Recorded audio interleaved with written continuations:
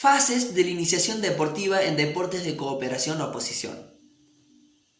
Los deportes de equipo de cooperación oposición que se juegan en espacios estandarizados y cuyo objetivo motor prioritario es situar el móvil en una meta y o evitarlo, deben tener las siguientes fases o etapas. 1. Presentación global del deporte. Se entiende por tal el dar a conocer a quienes inician las reglas fundamentales que configuran la lógica interna de dicho deporte, las principales acciones del desarrollo de la práctica, el objetivo motor prioritario que se persigue y las formas y estrategias básicas que se pueden emplear para conseguirlo. Es un contenido básicamente teórico. 2. Familiarización perceptiva.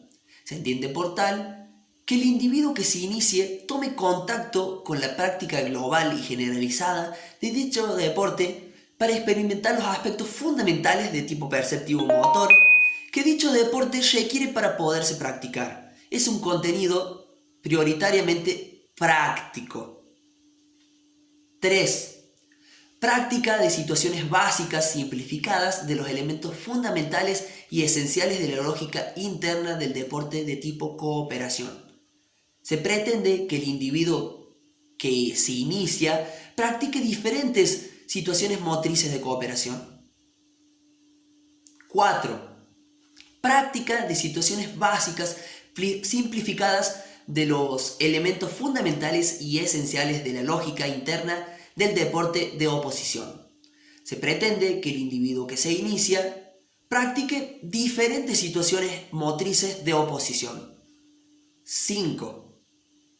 Práctica de situaciones básicas simplificadas de los elementos fundamentales y esenciales de la lógica interna del deporte de cooperación-oposición. Se pretende que el individuo que se inicia practique diferentes situaciones motrices de cooperación-oposición. 6.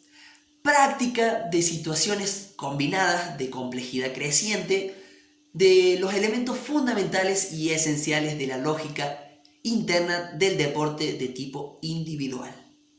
Se pretende que el individuo que se inicia realice diferentes situaciones motrices en las que se le dé a conocer y ponga en práctica acciones motrices combinadas en las que estén presentes los elementos básicos de la lógica interna del deporte. 7.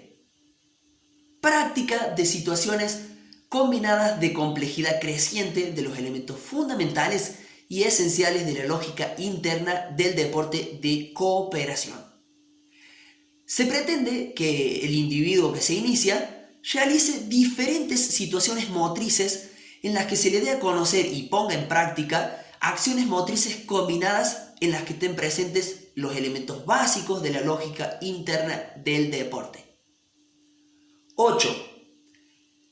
Práctica de situaciones combinadas de complejidad creciente de los elementos fundamentales y esenciales de la lógica interna del deporte de oposición. Se pretende que el individuo que se inicia realice diferentes situaciones motrices en las que se le dé a conocer y ponga en práctica acciones motrices combinadas en las que estén presentes los elementos básicos de la lógica interna del deporte. 9.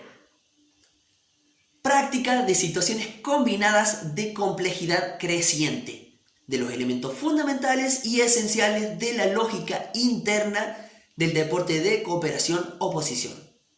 Se pretende que el individuo que se inicia realice diferentes situaciones motrices en las que se le dé a conocer y ponga en práctica acciones motrices combinadas en las que estén presentes los elementos básicos de la lógica interna del deporte. 10. Práctica del deporte total. Se trata de poner al individuo al que se inicia a practicar el deporte con todas las condiciones reglamentarias de su configuración lógica interna y en una forma competitiva.